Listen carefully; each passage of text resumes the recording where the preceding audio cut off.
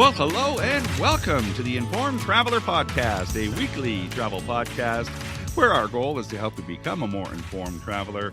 I'm your host, Randy Sharman. On this week's show, we'll get some tips and insight on traveling to the Philippines. I've never been, so I'm excited to hear about it. Travel expert Onanta Forbes is there, so we'll join her in a few seconds live from the Philippines. And then we'll head to Costa Rica, a popular vacation spot for many people, known for its rainforests, its sunny beaches, mountains, volcanoes, waterfalls, rivers. It's got it all. If you've been there, you know what I'm talking about. So we'll chat with the co-founder of Anywhere.com, who just happens to be an expert on traveling to Costa Rica.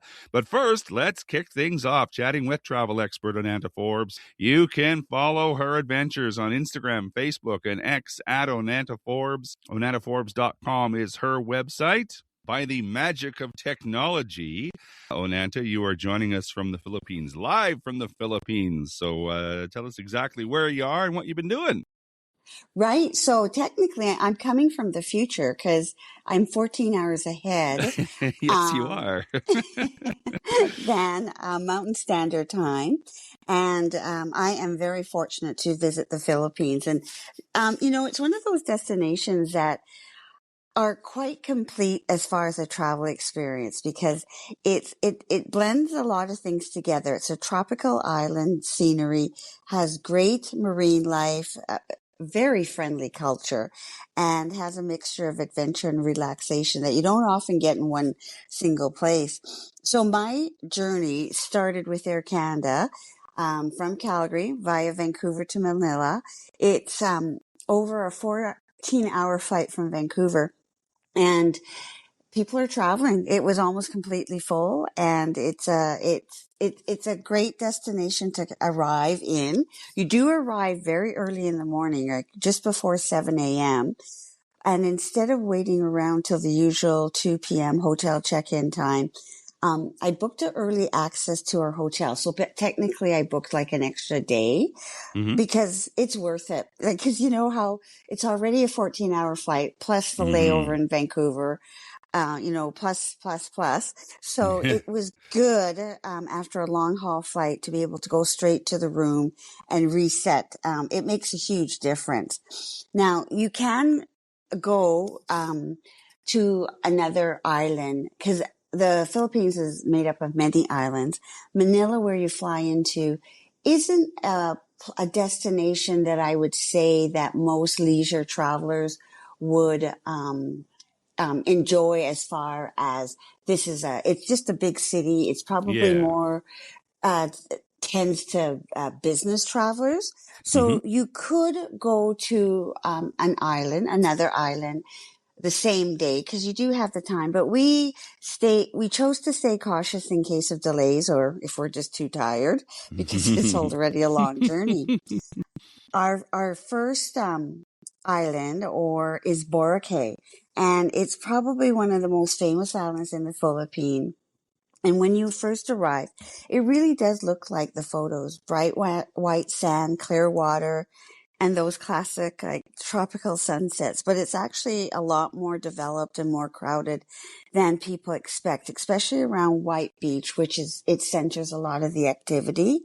And one of the things that you're going to notice right away is just like some Caribbean islands where they're divided into parishes. This island is divided into stations, which are just basically sections of White Beach.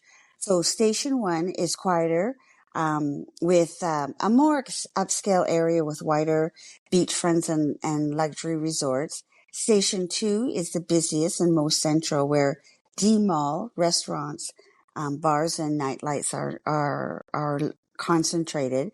And Station 3 is more laid back and budget friendly, with more of a local feel. Now, then there is another place called Station 0. It's not an official station, but a nickname for the luxury resort just beyond Station 1. And this is where I stayed at the Crimson Resort and Spa. It's a 5-star beachfront resort. It's with villas, private beach access, infinity pools, and has a much quieter atmosphere. It's away from the chaos, but still close enough to go into the areas of activities whenever you want. And getting around Boracay, you can do it by e-trikes, and they're everywhere. It's cheap, it's fast, it's simple to use. The only real challenge is traffic around D Mall, especially at sunset at dinner time.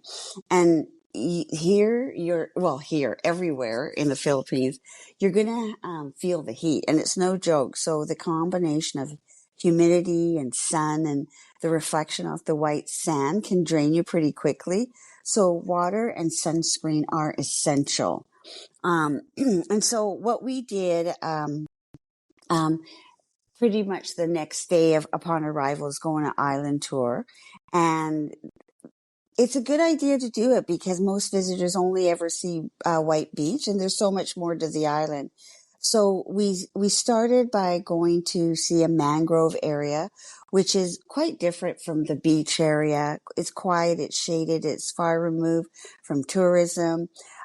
We went to different beaches, including Bulabog Beach on the east side, which is it's kind of rougher and windier. There's some five-star resorts here. It's known for kiteboarding. And the morning light across the water, if you're a photographer, is really good.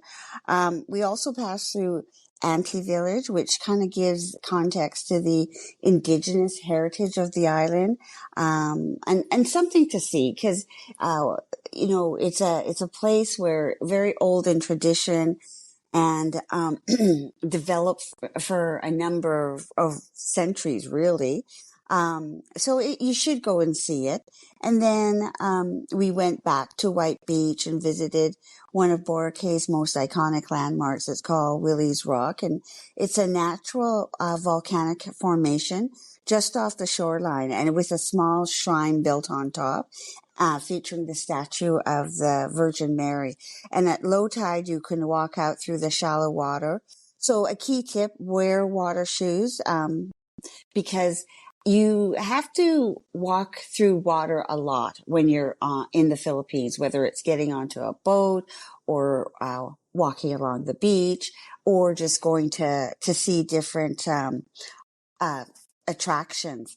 And then we also went to Puka Beach, which is known for being more open, less crowded, and this is where the puka shells are. So you see lots of vendors selling bracelets and necklaces and so on if you want to pick something up. Mm-hmm. And then the next day, our activity was parasailing, and it's going on a traditional sailboat with no engine, just wind and water. And then it's quiet, it's slow, it's completely different than everything else on the island.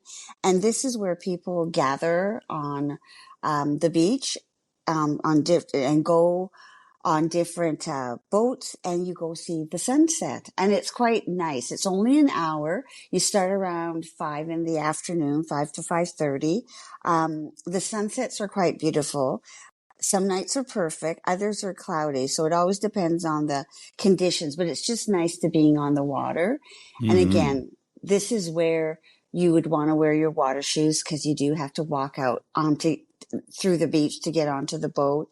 And also, don't be afraid of being wet because sometimes the water kind of sprays back on you. So always have your like a waterproof bag for your belongings, especially your phone. So keep that in mind. And then the next day, like we spent 3 nights in Boracay before we flew to El Nido. And it's a completely different feel. It's a little bit more rugged, more natural, less polished, but in a good way. We were staying at Cida Leo, which is right on Leo Beach, which is quieter than there's another opportunity where you could stay in El Nido town, but that's got a lot more nightlife and more noise and congestion. It's just crammed, full of people and activity. It's just buzzy, absolutely buzzy. It's a um, busy place, in other words. it is. So we enjoyed just walking on the beach from the resort to this little area that had lots of restaurants and bars, and then you can eat there. So it was kind of affordable in a sense where you didn't always have to eat at the hotel if you wanted to. You could eat at these places. People go and watch the sunset. We were very near the airport, so there's lots of planes that would fly in and out, and I like seeing that. That's probably one of Mm-hmm. my most favorite sights in the world, is seeing a plane take off and land. Yeah, me Um, too. and it was a good resting place and place to if you were thinking of a wedding. Lots of weddings were happening here, and then the next day after we got settled, we went to like a to hike up to these falls, and it's like a short jungle trek with river crossing. It's very uneven terrain, but it leads to freshwater pools surrounded by dense greenery. It's not difficult, but proper footwear is important. And our friends and native people of Philippines are flip flop um, people. Like they just, or Crocs. And I'm terrified to walk in flip flops on this hike. It was really like I wore water shoes, and even that, it was you have to be very, very careful because there was like exposed tree, roots and such. So it's quite, a lovely hike, but keep in mind, we're not locals that grew up in flip flops that could just Mm-hmm. bounce along. Um, but it is good because, like, the first level, you come upon a waterfall and there's a pool for a quick cool off dip if you wish. And then you could walk up even to the second level. But you do have to walk through like knee high water level. So it's best to have water shoes. And then after that, we went to this beach called Natpan. And it's a long stretch of golden sand. It's beautiful turquoise water. It's wide open space, so you never feel crowded. You can swim, sunbathe, just enjoy the refreshment from the shacks on the beach, or even enjoy clamping. There's an opportunity to do that. A lot of people would rent mopeds and just head up there for the day. And then after lunch or for lunch, we stopped at this place along the beach further down, and just it's quite an experience having lunch. And just watching the ocean, it's beautiful. Like it just, Mm-hmm. the food's good, the view of the ocean, and then you see the surrounding islands and such. So it was Mm-hmm. cool. And then from there, the next day we went to visit, it's called Sibatan, and it's the side of Palawan, which is where El Nido is. That's different from the beaches. We first visited a generational organic farm run by a local family, and the farming is based on traditional knowledge passed down over time. And this is all about sustainability and natural cycles. Like the farm produces its own compost, organic fertilizer, like it uses kitchen scraps or coconut husks, leaves, plant waste, or animal manure is used for fertilizer. It's all about like just being healthy, protecting the crops instead of chemical Mm-hmm. inputs. It's really quite interesting. And then she's the lady who explained it all was very passionate about organic farming. And it was interesting because, you think there'd be electricity involved, but there wasn't no electricity at all. Oh, It's like really? solar panel. Yeah. And then it was solar panels connected to batteries if they need. And Hmm. above the farm, the structure that we were in, they actually live on top. And the whole village didn't have electricity either. So it was quite interesting how simply they lived, but how much they contributed to like the community through Mm-hmm. selling their produce or so much. And it was good. It was really interesting. It brought you back down to earth. After words, we had lunch on a beachfront location, included like grilled meats and seafood and some of the vegetables that been harvested from the farm. And then we had these 6 youth that quite lovely. We just did some traditional dancing just for us because we had a private tour. It was really quite nice. And then we flew to, or no, we didn't fly. We drove. It was 5 hours from El Nido to Puerto Princesa, and it is 5 hours. It's on very windy road. It's fast and furious driving. I did have to take a half of a gravel because it was so windy.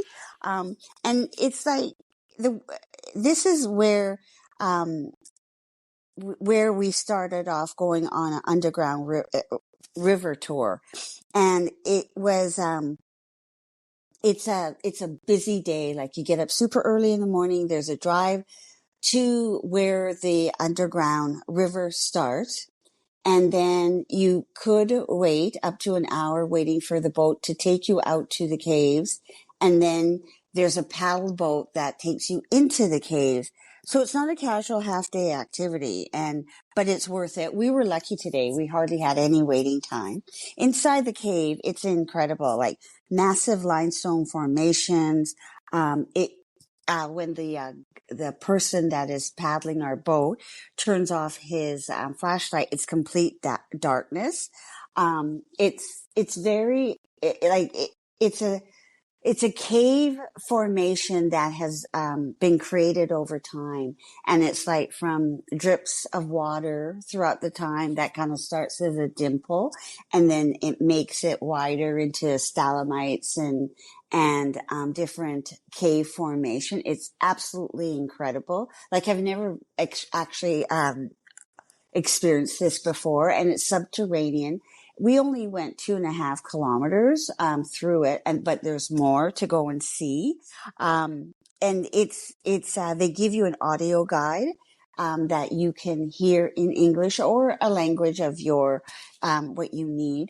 Mm-hmm. And you just listen to the audio guide about the explanations, like just like cloud formations, like when you kind of see a cloud and you think, oh, it's I don't know, a football Is or it whatever. is it spooky though? Is it spooky, and do you feel claustrophobic?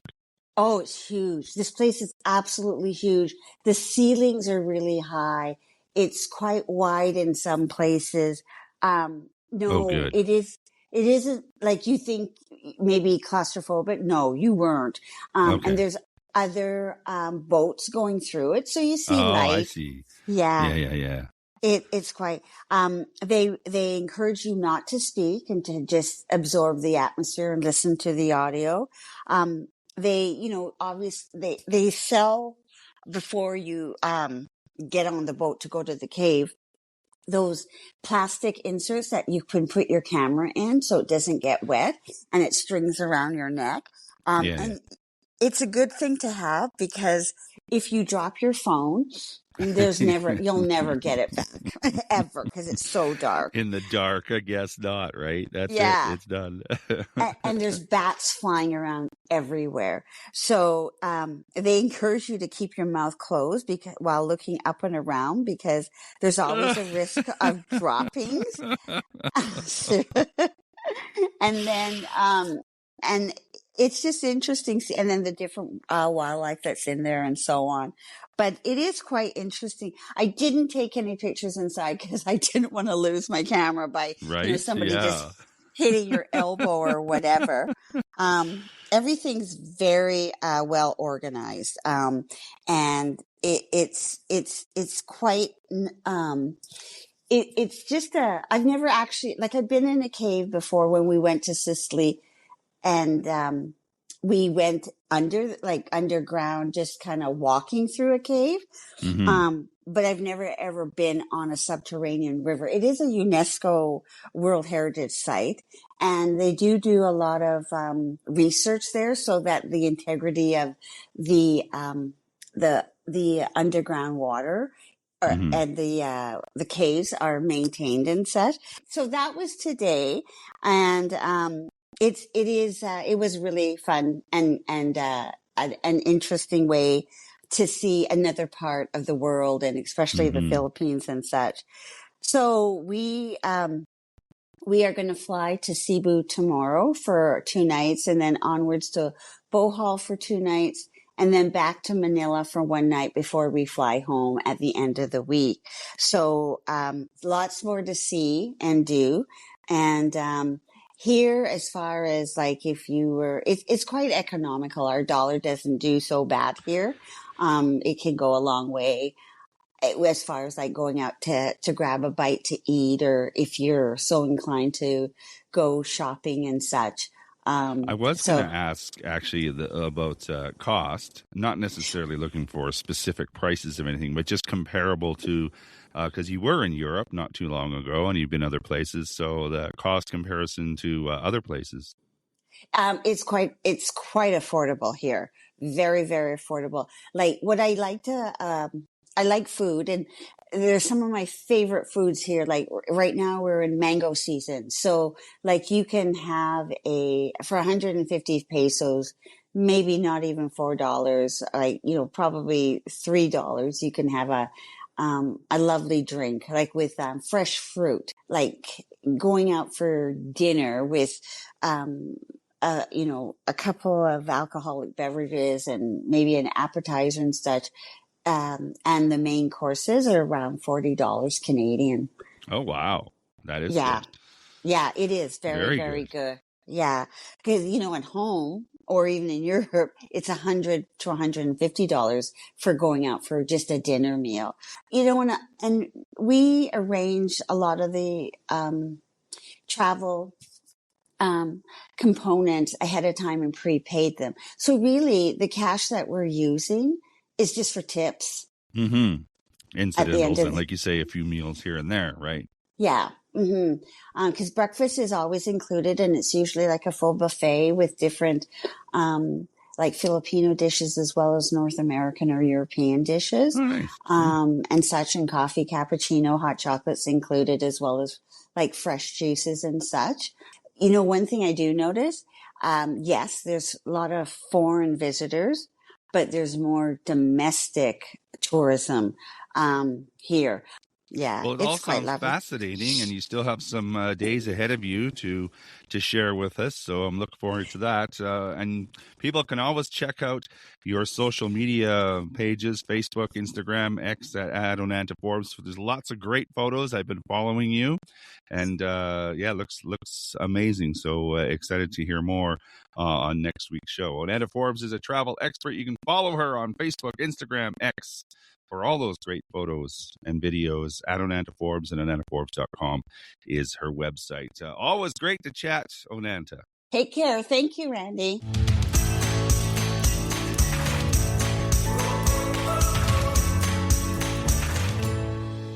This is the Informed Traveler Podcast. I'm Randy Sharman. Just want to remind you of our website, theinformedtraveler.org. That's where you'll find our contact page if you have any questions or comments about the show. You can also email me, too, with any questions you might have. My email address is randy@theinformedtraveler.org. And you can check out our social media pages, too, at facebook.com/informedtraveler, Instagram at Informed Traveler, or on X at Informed Traveler. That's where you'll find a number of videos and reels from our adventures throughout the year, audio clips from our past shows. Plus, you can sign up for our monthly newsletter, too. It's released at the beginning of every month. Our May issue is available now. Just go to our website, theinformedtraveler.org. Click on the newsletter button. It'll take you right there. Or better yet, you can subscribe to it and have it arrive in your inbox each month. So let's head to Costa Rica now, known for its rainforests, its sunny beaches, mountains, volcanoes, waterfalls, and rivers. It's got it all, which is why it's a popular vacation spot for many people. So joining us now to help plan that perfect getaway to Costa Rica is Zach Smith. He is the co-founder of Anywhere.com. That's the website, and he happens to be an expert on traveling to Costa Rica. Hi, Zach. Thanks for doing this. Absolute pleasure, Randy, and excited to connect today. Tell me a little bit about Anywhere.com, how it came about, how you got involved. Well, in fact, Anywhere is more or less a natural, organic expression of what me and my business partner were trying to do. And the origins of that actually go back to Costa Rica. in 2007, we launched a website called anywherecostarica.com. And at that time, we really wanted to create an online guidebook for the country and connect people with all different categories of hotels or experiences. So, really broaden people's awareness about the country, because although it's small, there's many different locations that are truly beautiful and have amazing things to offer a visitor. However, of course, lots of people get into the top destination funnels and stuff, and of course those are great places, but I just wanted to also help people know that there's more beyond those places. What is your general philosophy then about just travel in general? And we will get into more details about traveling to Costa Rica and some tips and places to visit in Costa Rica. But in general, what are your thoughts about travel and how you look at it? The way I look at it is travel is about people, and often most visitors are focused on places. And so, as someone who has traveled through Central America and South America and Southeast Asia and different locations, you realize people really make the experiences. And so, I always wanted to empower the local insiders, the people of that geography, to be the ambassadors and hosts of the visitors and help design and co-create an experience that really matched. So that is where the intention lies, is that of course you can get a top 10 list of places to go or most popular locations, but to really seamlessly connect an entire experience in someone else's country, a place where you're sort of an outsider, when you can show up with the plan designed by an insider who is trying to make sure every moment of your trip is amazing because they love their country. They love showing visitors their country. And when you're part of that network, travel feels different. And so I always wanted people to feel really comfortable in these faraway places, even if they didn't speak the language, even if the customs were different, even if they came in with certain expectations, that they would relax into the experience and really get a sense that this is a peaceful place. People are really wonderful. And again, this independent minded traveler has always been our focus rather than the traveler that just wants to be confined inside a resort and or a cruise ship and just sort of be in that bubble. We really want to empower the people that want to have more engaging experiences around the country.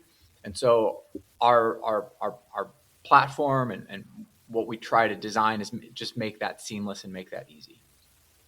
And I think people are looking for that more and more these days, right? They want that authentic experience. They want to be with the locals and learn their culture and that sort of thing, don't you find? Well, it by the numbers, mass travel is definitely a lot more popular than the travel you and I just talked about. So, yes, it often gets talked about. However, it's hard to execute. And the way that travel is typically marketed is still very package oriented or individual bookings where you as a visitor are totally accountable for how getting there and showing up, and if something goes wrong, like the contract doesn't really support you. And you can just look at the reviews of the large big vending machines, as I call them. They're not that customer centric. They're very great at facilitating a one-way transaction. Like you can give them money and they will ensure you Gladly have a take it. reservation. But that's not, I mean, there's more to travel than that. So our position is yeah, we want to open up and broaden people's perspective about these places rather than funnel them into something where we have scale economies. So each trip is its own creation. So we really want to align ourselves with each client, understand their needs, preferences, desires, budget, all the constraints, who they're traveling with. Sometimes it's multiple families traveling together. Those trips get kind of tricky. And there's a lot of pressure on that single person to coordinate for the group and make the group happy. And we just find, and our clients, seem to say this a lot, that we just make it easy. And so that person that is tasked with planning their family's trip actually gets a great experience also, because they're not the ones stressing about all the choices that they made. They had a co-pilot along the way. Very true. And it's an interesting perspective now that you mentioned it about, people say they're looking for, that unique experience, cultural experience with the locals. But in reality, as you said, the numbers don't really show that sometimes. Well, yeah. And partially, again, it can be hard to sort through all the content that is put out and surfaced. And so it's understandable why people are saying, oh wow, I can go here for 7 nights, and it's only this much and everything's included. Great. And so but again, you have to take that into, well, am I traveling around the place? Am I experiencing the place? Or did I just cross borders and show up in a place where there's multiple restaurants for me to eat and drink? So, you have to have the intention that you want to travel around the place. And then you have to seek out how to do that. And so, that's where you come in. We're making it a lot easier because, it is time consuming and it can be problematic. So it's nice when there's somebody out there that can kind of hold your hand when you want those experiences. Right. And, one thing, I have to say is that, yes, it's, if you value culture, you have to invest in it. Right. So some of these places will adapt to the preferences of the visitor. And some of that is good, and some of that goes to an extreme where they're just homogenizing some experience that you could find in many different locations because those are the choices the market is making. And so, you'll get more all-inclusive resorts that are bigger and bigger every year. You'll get bigger cruise ships. You'll get more of this sort of, closed container for the visitor experience, rather than opening up the country for the free and independent traveler through a trust network. That's where we don't really consider ourselves as like a travel agency. We're more as if you're partners in travel, and we have a network that supports you as the visitor. So let's talk about Costa Rica and use it for an example. You mentioned it. That's where anywhere.com sort of all started. And I'm looking on your website too, anywhere.com. There's lots of examples of itineraries and things for people to experience Costa Rica. But to start, how does it work? I'm on my own, but I do have someone that I meet there that's guiding me through, or is it a guided tour? Explain how it works. Oh, sure. Yeah. So no, it's your trip. You are an independent traveler. So you're not in a group, but maybe you're on a day tour, you'll join a group because you're going to a pineapple farm or you're doing a zip line, for example. Where our service comes in is the itinerary design process to make sure that how your 10 days or 2 weeks are spent really makes sense for you and your travel companions. So that's a communication that you have with a local insider. And then, we have a network of private drivers, shuttles, various hotels, hundreds of hotels to choose from of various sizes and quality. We like to work with, upper middle, definitely plenty of luxury as well. However, sometimes people want to save a little money on hotels in one location and then spend more money in another location. Mm-hmm. And we adapt to that. So it's not like, okay, all trips have to be luxury and everything's 5-star. Sure, we can do that, but maybe it's a 3-star place in one location and a 5-star place in another location. Cool with us. There's plenty of really nice boutique hotels that will treat you really well, but don't have a 5-star rating. And so we co-create that with each of our clients. And then it's their trip, and they have real-time communication with our team throughout their entire trip. So anything comes up, flight gets delayed, okay, no problem. We there's like an adjustment to every single service down the chain. So it's just one message. If someone gets sick and they need to cancel something, no problem. We adjust everything.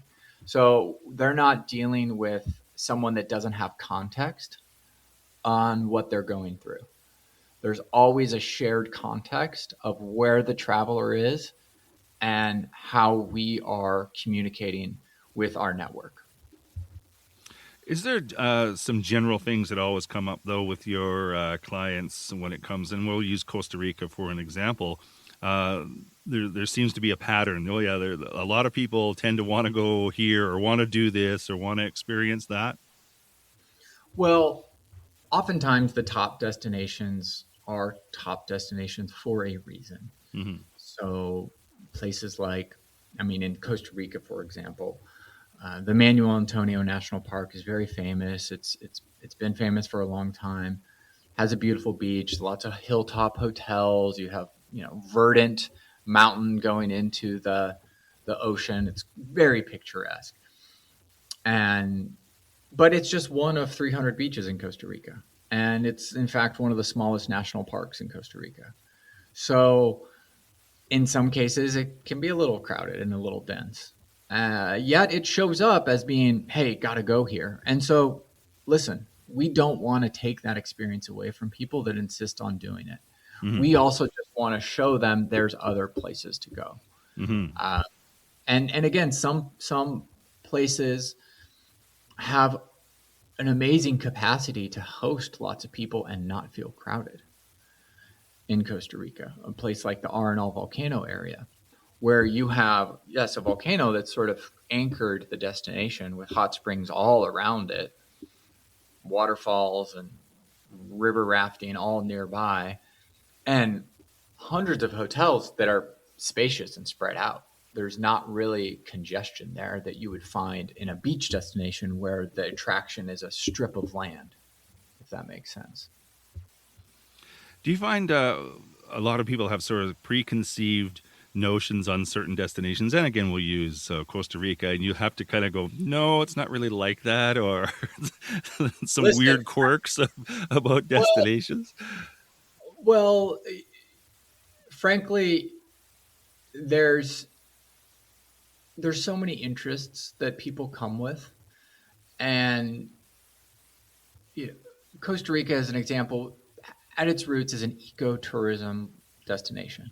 It's evolved from that to a little bit more of a luxury, eco-chic, surfing, vibey place. So you have a spectrum there, and it just really depends. Some people are very passionate about identifying birds and going around into different national parks, going down to Corcovado, going into the San Gerardo de Dota, and going to these places where, hey, there is very rare birds, really cool guides that know the terrain and can really educate people on what they're seeing.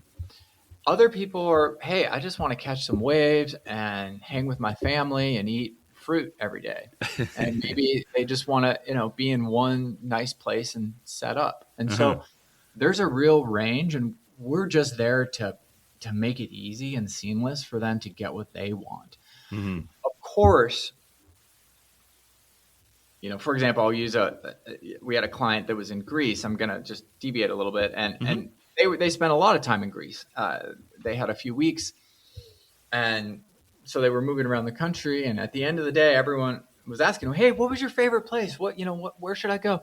And they said, Well, it's really hard to pick a favorite place, but we definitely know what our least favorite place was, and that was Santorini, the most popular place, the place where it was overcrowded and lots of people, and definitely marketed to everybody. They're like, that's for sure a place I don't want to go back to. So oftentimes, um, again, like you have to understand that over tourism is a real thing, and some capacities change the experience that you're going to have, particularly during different seasons of time, where lots of people are trying to get the same experience that they were marketed to when no one was there, or it was a really early morning shot and the streets were empty. But in reality, what a visitor might experience is like a crowd, which again, it's hard to romanticize what that is like when you're just in a queue or trying to soak up the vibe, but it's just all these foreigners are sort of around it, messing with the sort of state of the place that made it famous. So again, I think there's issues in travel that certainly exist, even in a ecotourism natural place like Costa Rica. However, I do think it is a lot more set up than almost than some of the more urban hotspots like Barcelona or places where it's just the volume of cruise ships that can show up or visitors in summer that can show up, really affect the locals in a way that hurts. Costa Rica, there's a lot of people that participate in tourism. There's many, many small businesses involved.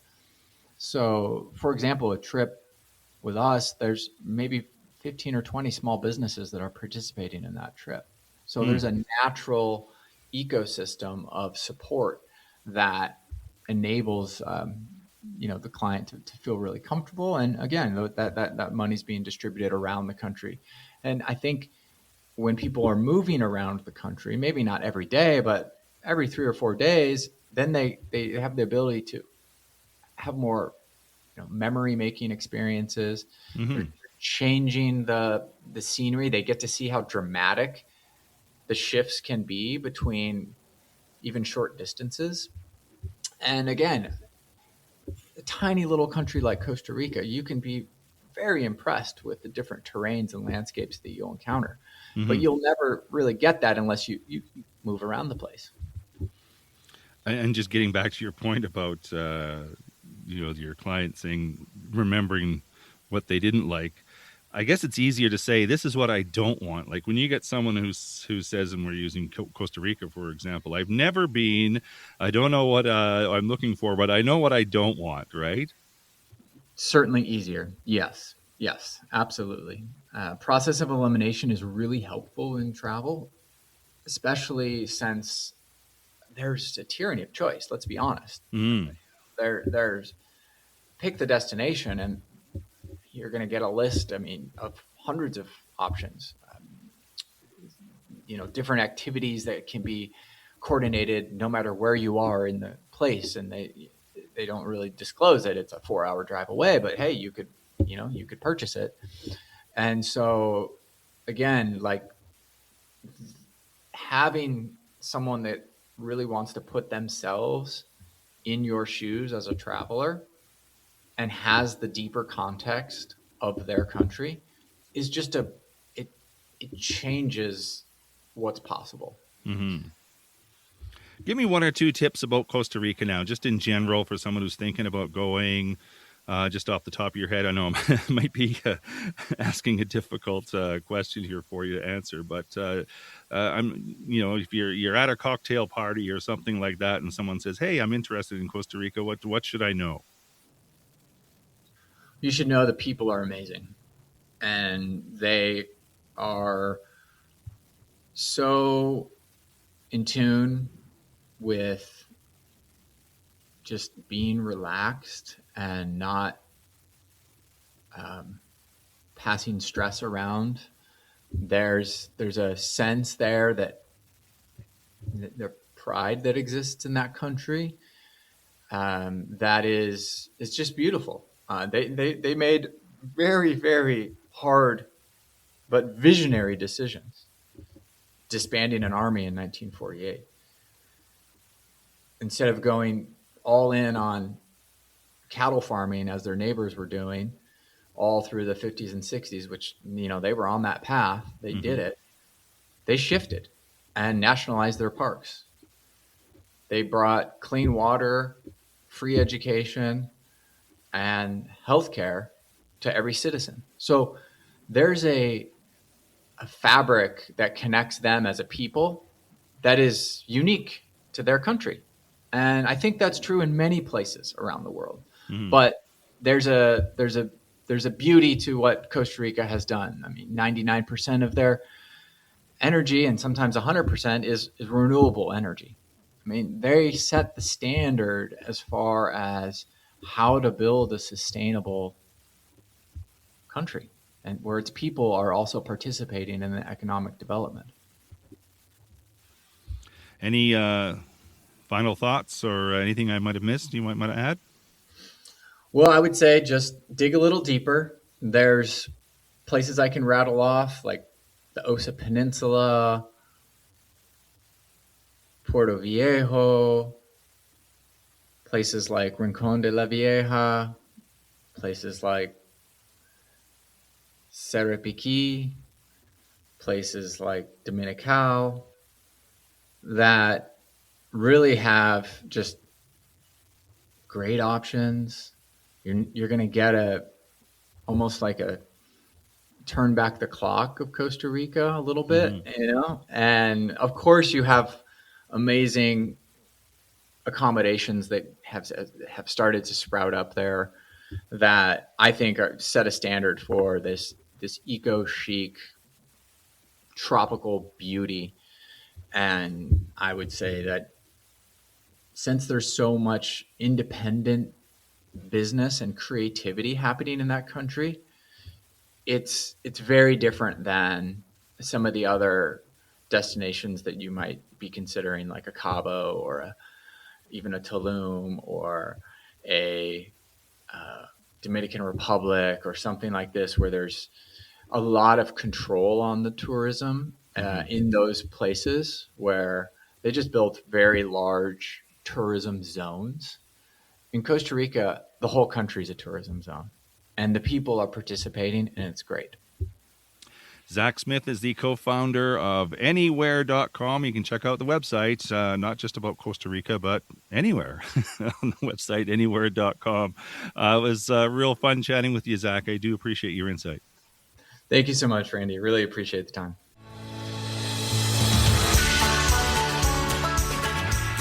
And that is our show for this week. If you have comments or questions, we'd love to hear from you.